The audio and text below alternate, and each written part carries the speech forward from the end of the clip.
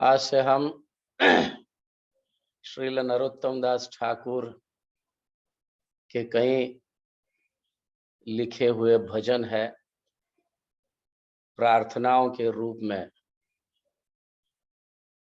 जिससे हमें पता चलता है कि हमें प्रार्थना भगवान के प्रति कहो, गौर निताय के प्रति कहो, वैष्णव के प्रति कहो, गुरुजनों के प्रति कहो, किस तरह की प्रार्थना करनी चाहिए, यह हमें श्रील नरोत्तम दास ठाकुर बहुत सुंदर रूप से समझाते हैं।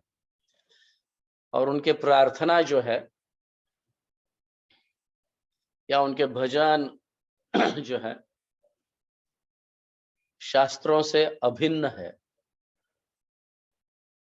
उनके भजन गाना, उनको समझना शास्त्रों को समझने के बराबर है।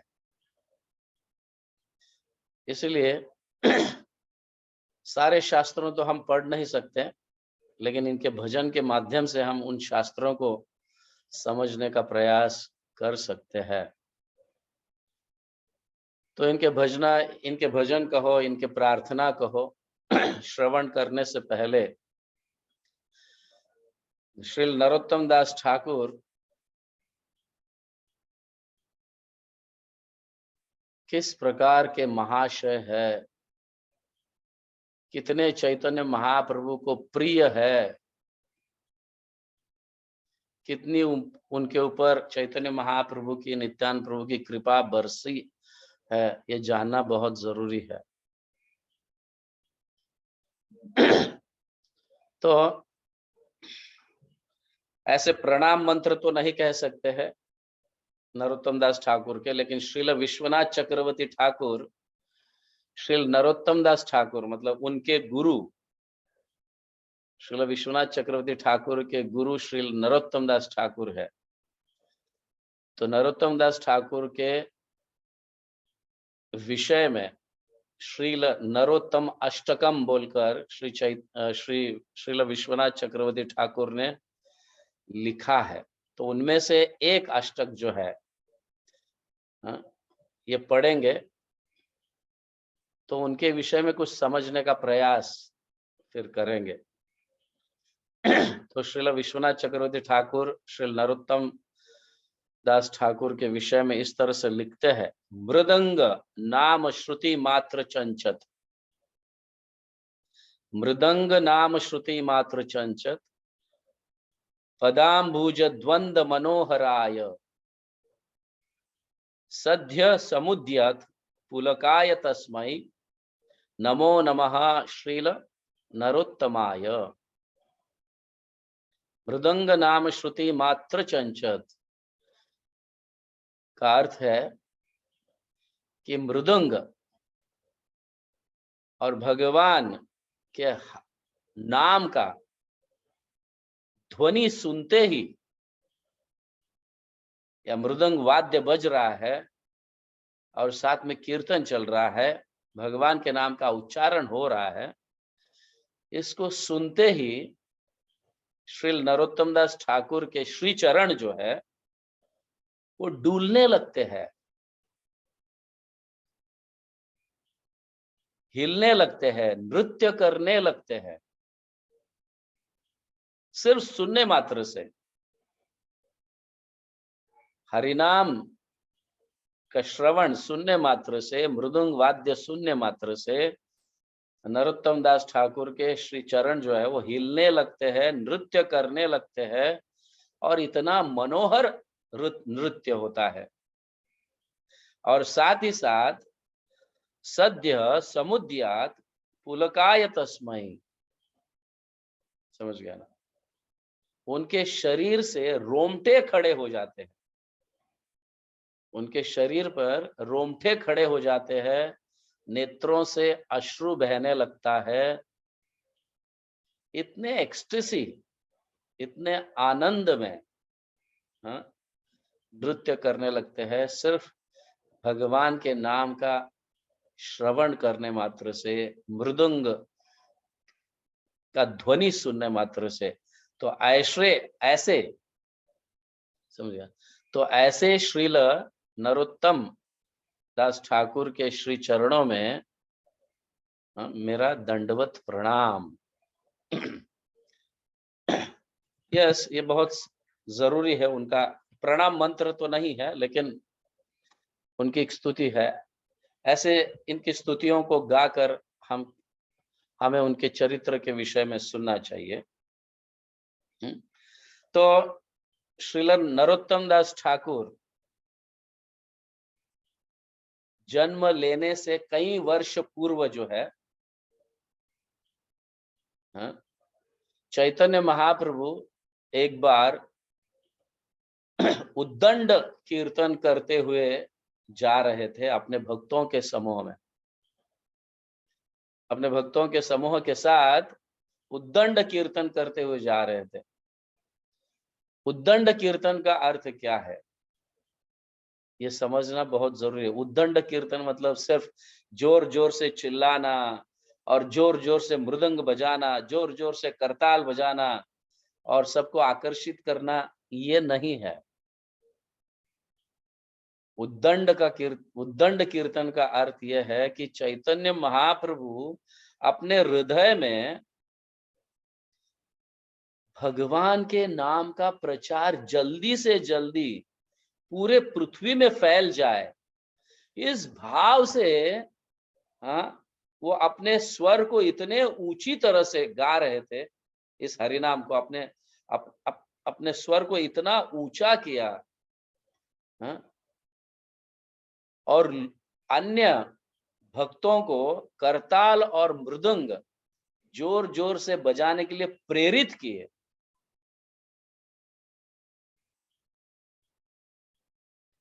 ताकि सहज रूप से अन्य लोग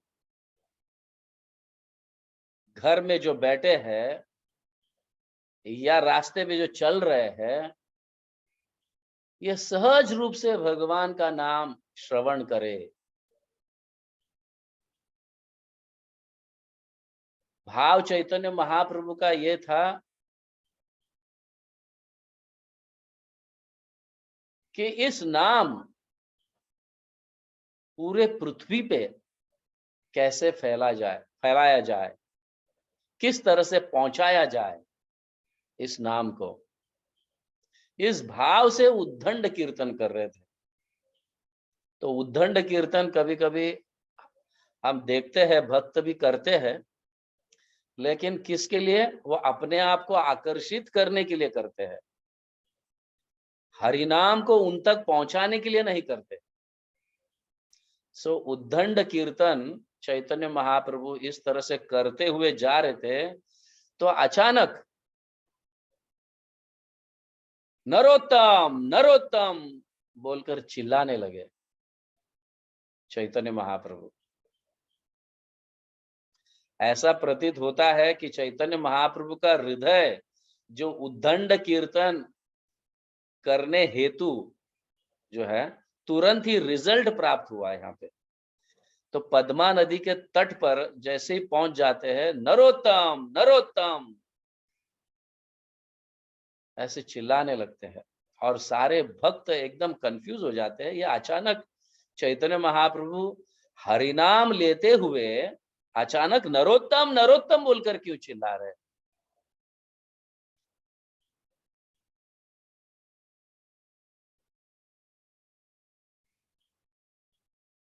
सब में विचार आने लगते हैं, भक्त लोग कंफ्यूज हो जाते हैं, ये क्या हो रहा है।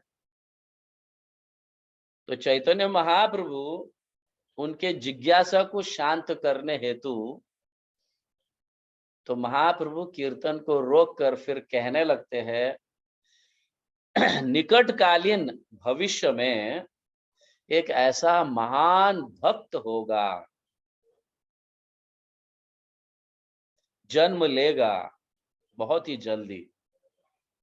तो चैतन्य महाप्रभु इसका दर्शन कर रहे थे, इसको देख रहे थे, इसीलिए वो उद्दंड कीर्तन कर रहे थे।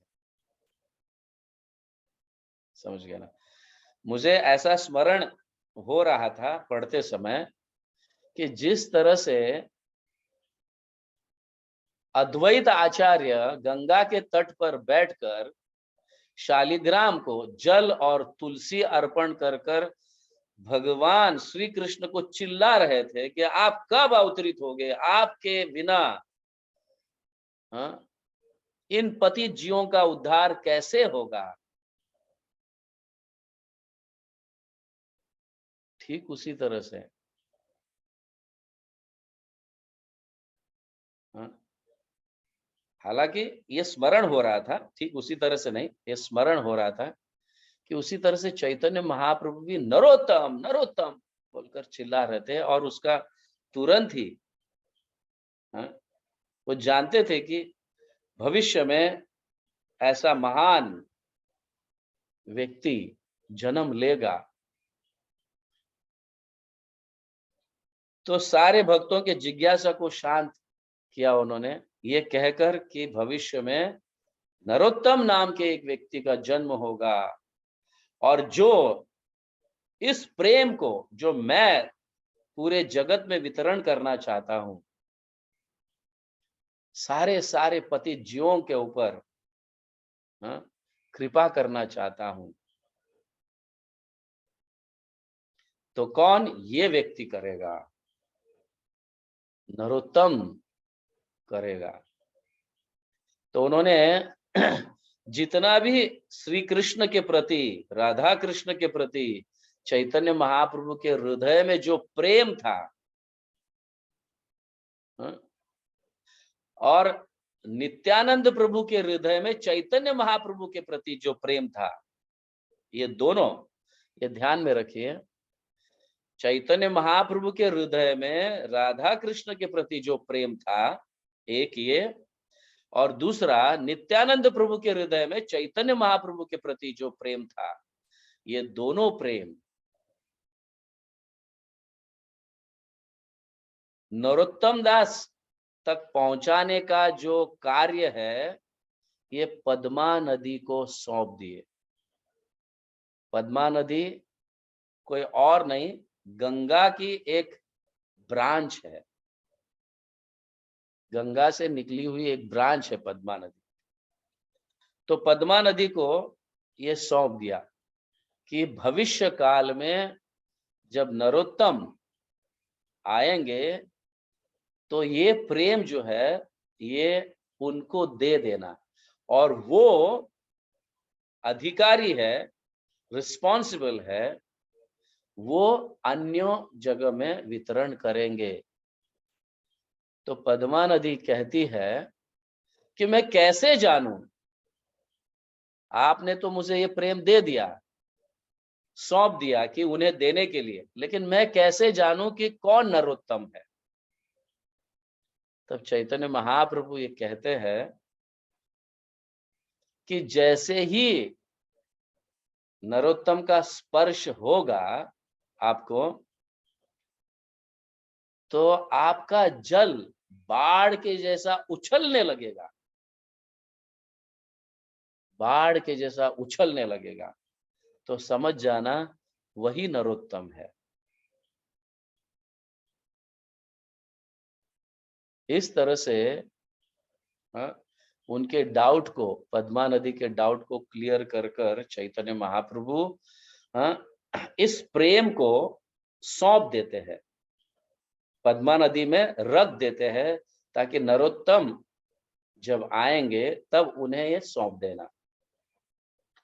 तो चैतन्य महाप्रभु जब इस धरातल से निकल जाते हैं, हाँ, अपने स्वधाम लौट जाते हैं,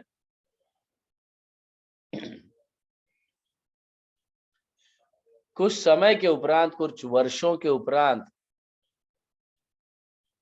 हाँ, खेतुरी ग्राम में राजा के पुत्र के रूप में नरोत्तम जन्म लेते हैं। राजा के पुत्र के रूप में नरोत्तम जन्म लेते हैं, और जब उनके कुंडली को देखा जाता है तो सारे महापुरुष के लक्षण उस कुंडली में दिखाई पड़ते हैं। इतना ही नहीं, उनके शरीर पर भी जो लक्षण है, जैसे उनके आंखें जो है कमल नयन, कमल के पंखुड़ियों के जैसे उनके आंखें, समझ गए ना, उनके भुजाएं जो है घुटनों के नीचे तक, इस तरह से गहरी नाभि कहो, तो इस तरह से महापुरुषों के लक्षण उनमें दिखाई पड़ने लगते हैं।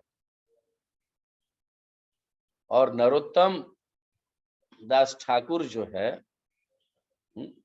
जैसे जैसे बड़े होते हैं, पाठशाला विद्यालय जाने लगते हैं, ऐसे कहा गया है कि नरोत्तम दास ठाकुर श्रुतिधर थे।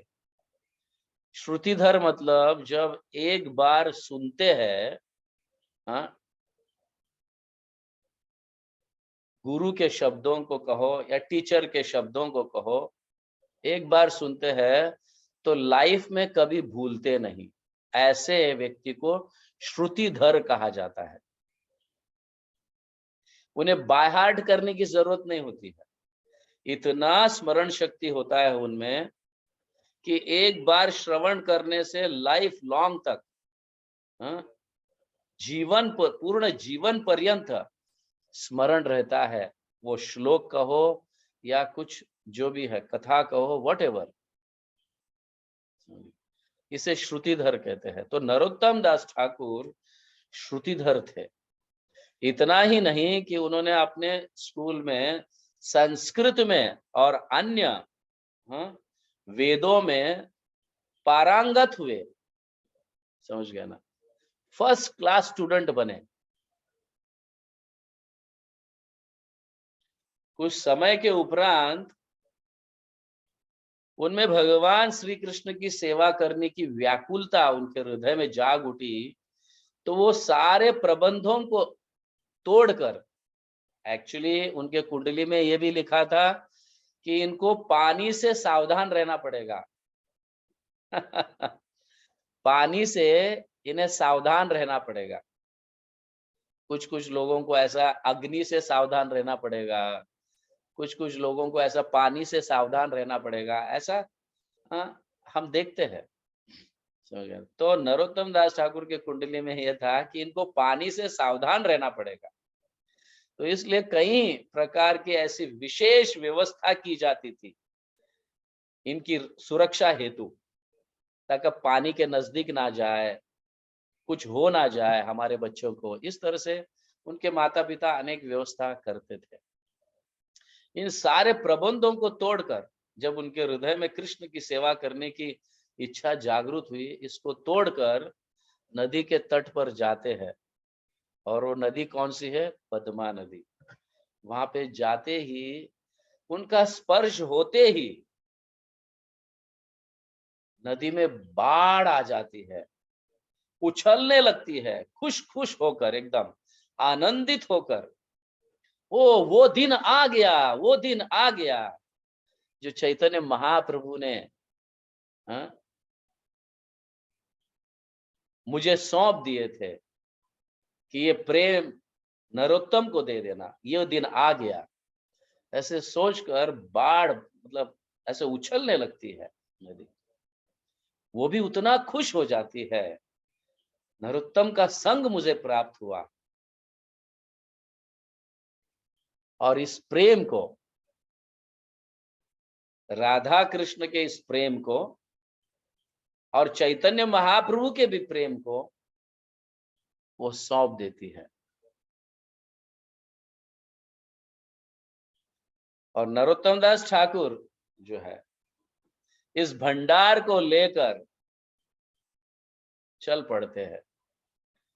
जैसे ही ये प्रेम प्राप्त होता है, उनके हृदय में गौर निताय के प्रति इतना भाव उत्पन्न हो जाता है कि भगवान ने मेरे लिए ये कार्य अधूरा छोड़ा है, मैं इसको पूरा करूं।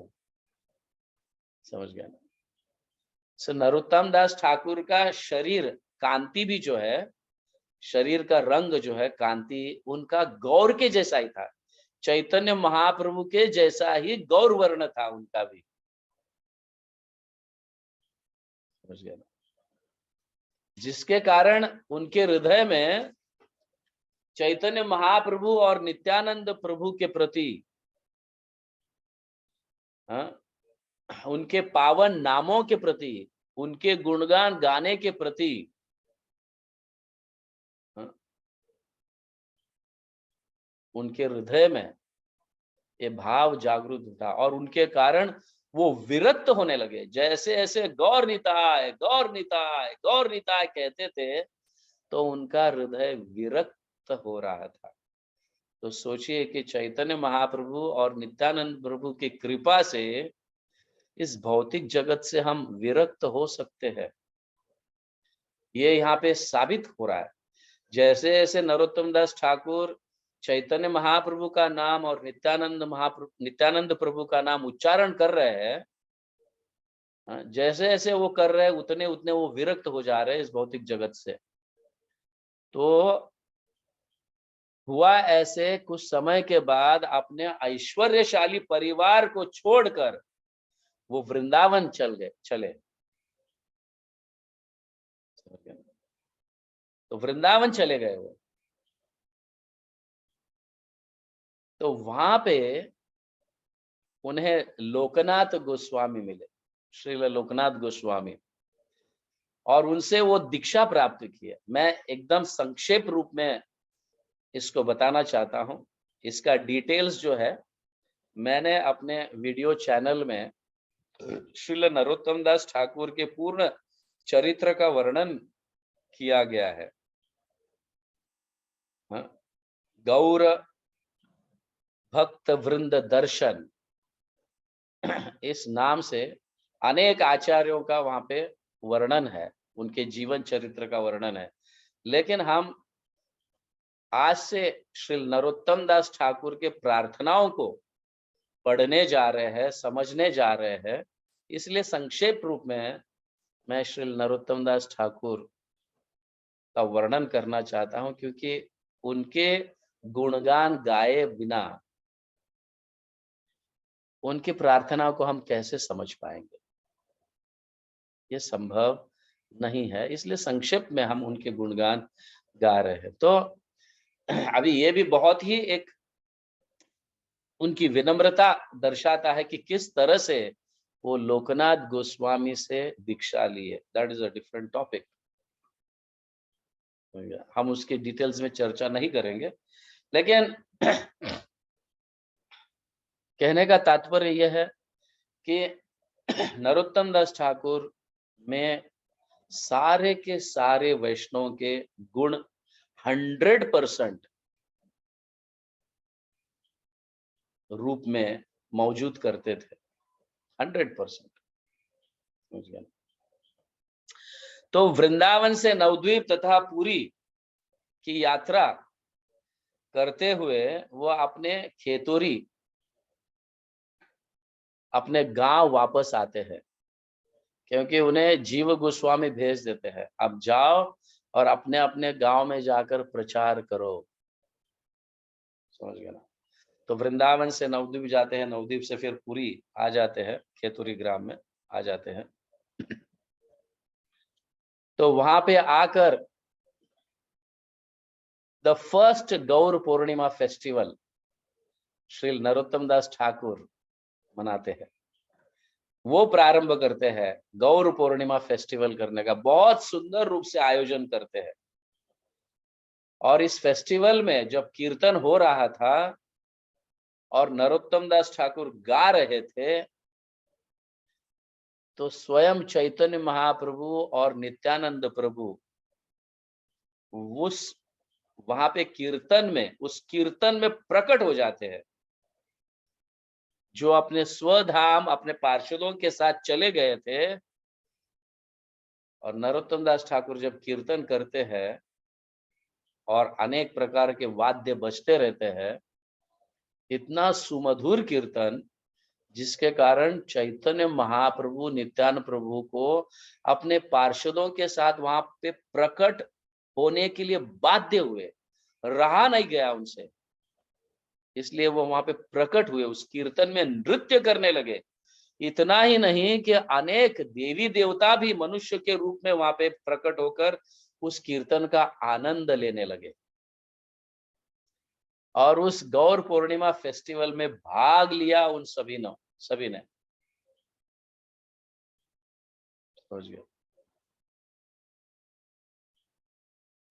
तो इस तरह से जो इस मतलब अंतर्धान हुए थे, वो भी भक्त वहां पे प्रकट हुए, और जो अनेक जगह रहते थे, कई गांव में, कई देशों में रहने वाले भक्त भी वहां पे एकत्रित हुए इस फेस्टिवल को, इस फेस्टिवल का दर्शन करने हेतु कहो या वट एवर। तो इस तरह से श्री नरोत्तम दास ठाकुर अनेक गौड़ीय वैष्णवों को एक सूत्र में बांध कर रखा, यूनिटी, यूनाइट रहे सब। कई जगह से भक्तगण आए वहां पे। किस तरह से यूनाइट रखा? गौर पूर्णिमा फेस्टिवल को मनाकर। समझ गया ना? तो गौर पूर्णिमा फेस्टिवल को मनाते हैं तो हम यूनाइट रहते हैं, अनेक गौड़ीय वैष्णव एकत्रित आ जाते हैं। तो श्री नरोत्तम दास ठाकुर जो है, अपने गुरु के विषय में कहो या अन्य गुरुजनों के विषय में कहो, भक्तों के विषय में कहो, भक्ति के विषय में कहो, हमारे षड गोस्वामियां जो है उनके विषय में, नित्यानंद प्रभु, गौर मतलब चैतन्य महाप्रभु या राधा कृष्ण, इनके विषय में या इनको लेकर, इनके चरणों को लेकर उन्होंने अनेक प्रार्थना लिखे हैं, जिसको हमारे श्रील प्रभुपाद कहते हैं कि श्री नरोत्तम दास ठाकुर के प्रार्थना जो है वो वेदों से अभिन्न है, हमारे शास्त्रों से अभिन्न है। जो इन प्रार्थनाओं को पढ़ते हैं, समझते हैं और उसको अपने जीवन में अपनाने का प्रयास करते हैं, वो व्यक्ति सारे वेदों को जानने के समान बन जाता है। ऐसे यहाँ पे श्रील प्रभुपाद बहुधा ये भजन गाया करते थे। वैदिक शास्त्रों से उन्हें अभिन्न जानकर वे उन्हें अपने भागवत प्रवचनों में भी उसको दोहराते थे। श्रील प्रभुपाद अपने प्रवचनों में नरोत्तम दास ठाकुर के प्रार्थनाओं को दोहराते थे, क्योंकि वो भागवत से अभिन्न है। तो ये प्रार्थना बहुत महत्वपूर्ण है, क्योंकि हम श्रीमद् भागवतम भी जब पढ़ते हैं तो वहां पे भी अनेक वैष्णव की प्रार्थना है भगवान के प्रति। जैसे कुंती माता प्रार्थना करती है, प्रहलाद महाराज प्रार्थना करते हैं, हाँ? ध्रुव महाराज कहो, यहाँ तक कि गोपियां भी गोपी गीत के रूप में भगवान को प्रार्थना करती है। तो हमें इसे ठीक ढंग से समझ नहीं पाते या समझ में नहीं आता हमें।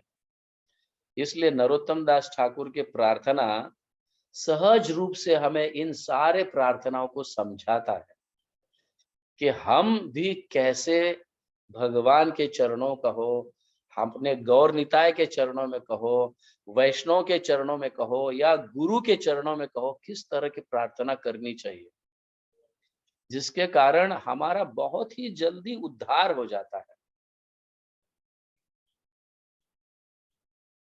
ये बहुत जरूरी है। सबसे प्रथम प्रार्थना, प्रार्थना के बिना हम भक्ति में आगे नहीं बढ़ सकते। इसलिए प्रार्थना हमें समझनी चाहिए कि प्रार्थना हमें कैसे करनी है। समझ, मनमानी ढंग से प्रार्थना कर कर नहीं चलता। किसी भौतिक इच्छाओं को रखकर प्रार्थना करना नहीं चलता। इससे भगवत प्रेम प्राप्त नहीं होता है। तो श्री नरोत्तम दास ठाकुर बहुत सुंदर रूप से प्रार्थनाओं के माध्यम से हमें समझाया है कि किस तरह से हम भगवान के शरणागति लेनी चाहिए, क्या उनसे याचना करनी चाहिए। तो हम कल से इन प्रार्थना, सारे प्रार्थना शायद नहीं ले पाएंगे, लेकिन कुछ प्रार्थना जो है, मुख्य मुख्य प्रार्थनाएं जो है, जिसके कारण हमारा हृदय जो है द्रवित हो जाए, हाँ, पत्थर जैसा कठोर हृदय जो है द्रवित हो जाए, कोमल हो जाए और भगवान का प्रेम प्राप्त हो, ऐसा हम प्रयास करेंगे, कोशिश करेंगे। ठीक है, from tomorrow onwards. Srila Narottam Das Thakur की जय, श्रील विश्वनाथ चक्रवर्ती ठाकुर की जय, असंत वैष्णव गण की जय, श्रील प्रभुपाद की जय, हरे कृष्ण महामंत्र की जय, गौर प्रेमानंदे हरि हरि।